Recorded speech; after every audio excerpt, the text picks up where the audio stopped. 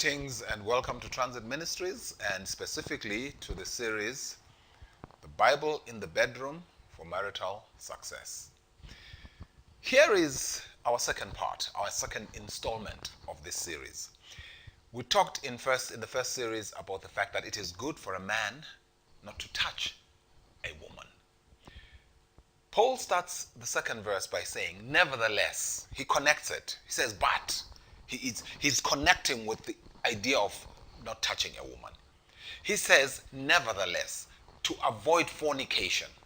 So the next thing we need to understand in the second part is that we need to avoid fornication. Now, what is fornication? Fornication is sexual intercourse between two people where neither of them is married. It's that simple. Sexual intercourse between two people where neither is married. Once one of those people is married, it becomes adultery. Very clear. So avoid fornication. And let's look at the idea of fornication. The Bible makes it very clear that just thinking dirty, sexual, lustful thoughts is already wrong, is already sinful. And the Bible brings this in as part of the definition of adultery. That if you look at someone lustfully, then you have already committed the act.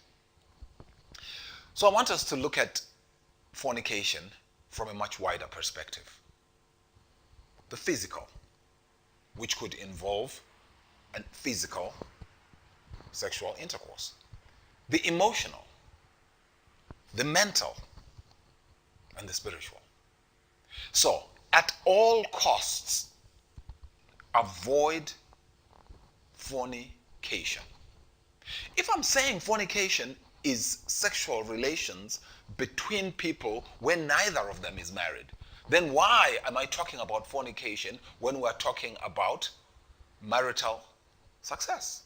When I'm talking about the Bible in the bedroom for marital, which means it's for marital. I'm saying this because what you bring into the marriage from your lifestyle as a single person comes in and affects your relations inside the marriage.